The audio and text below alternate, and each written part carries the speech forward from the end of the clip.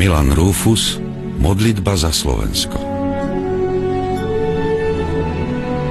Viem jedno hniezdo, rád ho mám. V ňom ako v Božej sieti je mnoho otcov, mnoho mám a mnoho detí. To hniezdo uvil Stvoriteľ a sám aj určil komu, koho tam pozve prebývať do človečieho domu.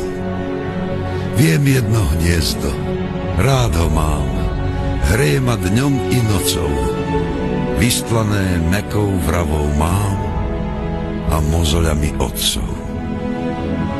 Môj dobrý Bože, zliadni naď, stráž nám ho neustále a aspoň Ty ho veľký chráň, keď si ho stvoril malé.